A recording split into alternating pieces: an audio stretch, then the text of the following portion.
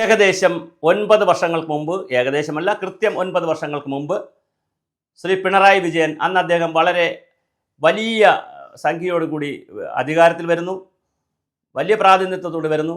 അദ്ദേഹത്തെ ഇരട്ടച്ചങ്കനെന്ന് വിളിക്കുന്നു.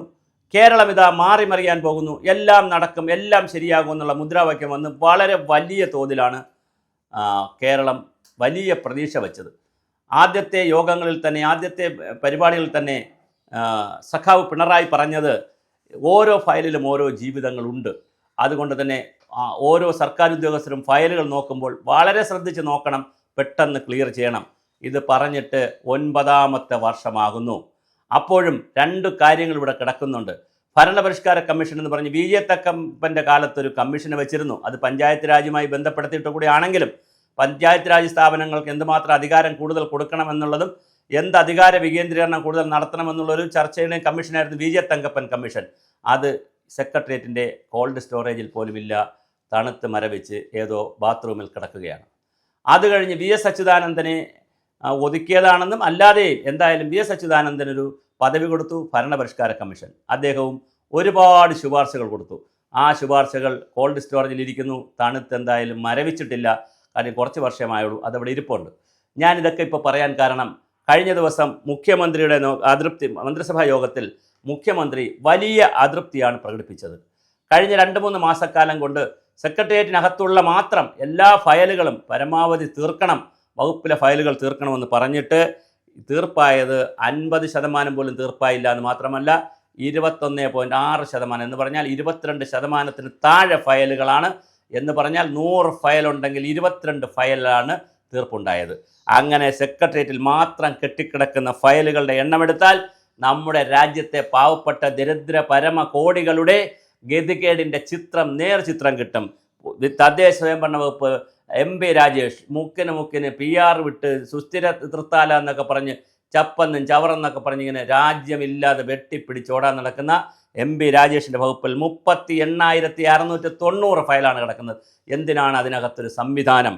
ഇതിന് പൊതുവിദ്യാഭ്യാസം എടുത്തോളൂ, ശിവൻകുട്ടി സാർ ഇവിടെ എല്ലാം സമഗ്രമായി പരിഷ്കരിച്ചിട്ടേ പോകൂ. 25,859. റവന്യൂ വകുപ്പ് രാജൻ സാറാണെങ്കിൽ സൗമ്യമായി സംസാരിക്കുകയും യാതൊരു പണിയും ചെയ്യാതിരിക്കുകയും ചെയ്യുന്ന, ഇടയ്ക്കിടയ്ക്ക് റീലും പരിപാടികളുമായിട്ടൊക്കെ വരുന്ന അദ്ദേഹത്തിനുമുണ്ട് മോശമല്ലാതെ 20,352 ഫയൽ. അത് കഴിഞ്ഞാൽ ആരോഗ്യം, വീണ ജോർജും ഒട്ടും മോശമാക്കിയില്ല, 15,917 ഫയലുണ്ട്. ആഭ്യന്തരത്തിലും 11,573.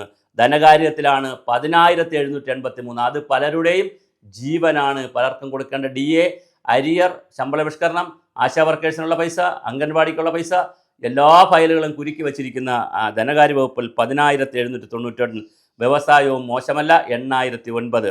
നികുതി വകുപ്പിൽ 7,016. പൊതുഭരണത്തിൽ 6,461. അത് കുറച്ച് കുറവാണ്. അത് കഴിഞ്ഞാൽ പട്ടികജാതിയിൽ 6,377. ജലവിഭവത്തിലും ഒട്ടും മോശമല്ല, 6,348. പൊതുമരാമത്ത് 5,818. ഉന്നത വിദ്യാഭ്യാസം 5,789.